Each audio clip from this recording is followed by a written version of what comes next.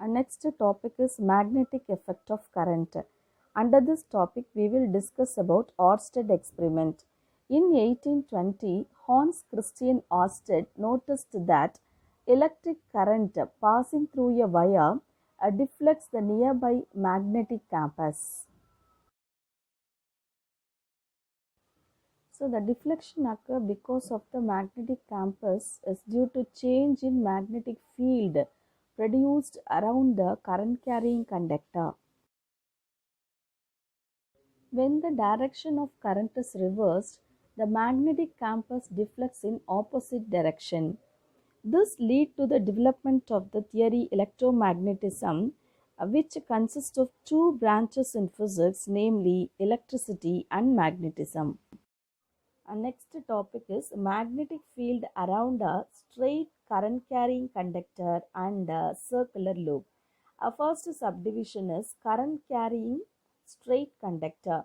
Let us take one long cis wire. In this wire, the current is passing through in the upward direction. When we keep one magnetic compass, in this compass there is a deflection is there. So, in this deflection means immediately there is a magnetic field which is formed around the current carrying conductor. Let us see the direction of the magnetic field. This direction is identified by means of the rule right and thumb rule. We know that in the right and thumb rule, suppose the thumb finger when we fixed here, which is in upward direction, the thumb finger is there. Therefore, the current is passing through here, and then the finger encircling on the wire which is in the direction of the current identified by the arrow mark. And here we can see some observation. First one is known as if the strength of the current is increased, then the density of the magnetic field will also increase. Let us discuss. So here the wire and concentric circle is there. Suppose if the current is less, current is passing through this, therefore the less number of magnetic field density is here. That is the concentric circle number is lesser. And suppose more current is passing through here, the more number of magnetic field is there. So the density is maximum. And next second point, the strength of the magnetic field B decreases as the direction or from the conductor increases. That is, suppose if you take in this concentric circle, and here the distance we can take r. Suppose we can take the r distance from the near the point of the conductor. Therefore, there is a more number of magnetic field is there. Suppose we can take the r distance from this point at a distance r means less magnetic field strength is there. So this is the second point.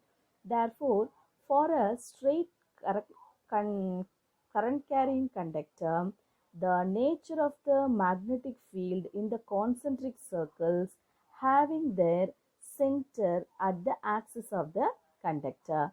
And next point, next subdivision is circular coil carrying current.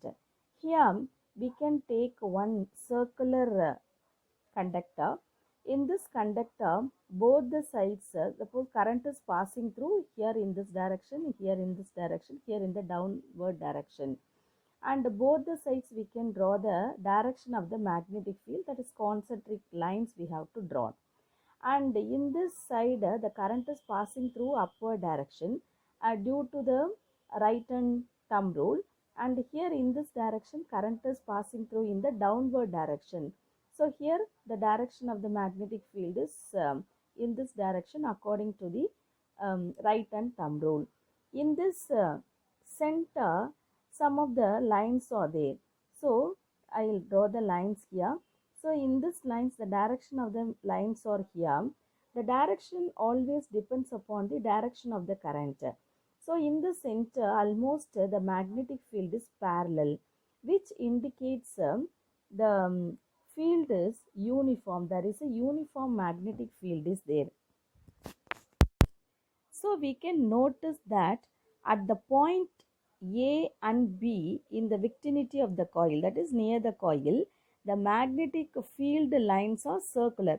The magnetic field lines are nearly parallel to each other near the center of the loop, which indicates that the field present near the coil is almost uniform.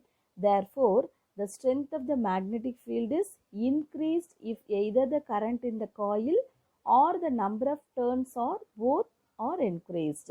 So, the polarity depends on the direction of the current in the loop.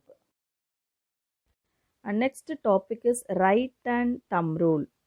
If we hold the current carrying conductor in a right hand such that the thumb points in the direction of the current flow, then the remaining fingers encircling the wire points in the direction of the magnetic field lines produced. The topic is Maxwell's right hand corkscrew rule. This rule is used to determine the direction of the magnetic field. If we rotate a right-handed screw using a screwdriver, then the direction of the current is same as the direction in which screw advances, and the direction of rotation of the screw gives the direction of the magnetic field. And next topic is Curie's law. When the temperature increased, thermal vibration will upset the alignment of magnetic dipole moments. Therefore, the magnetic susceptibility decreases with increase in temperature. So, therefore, xi m is directly proportional to 1 by T or xi m equal to C by T. This relation is called Curie's law. Here, C is called Curie's constant and the temperature T is in Kelvin. The graph is drawn between magnetic susceptibility and the temperature is as shown in the diagram, which is the rectangular hyperbola. And next, Curie-Weiss law.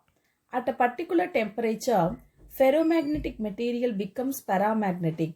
This temperature is called as Curie temperature, Tc. The susceptibility of the material above the Curie temperature is given by xi m equal to C by T minus Tc. This relation is called Curie-Weiss law. The constant C is called Curie constant and the temperature T is in Kelvin. A graph is plotted in between magnetic susceptibility with the temperature as shown in the diagram.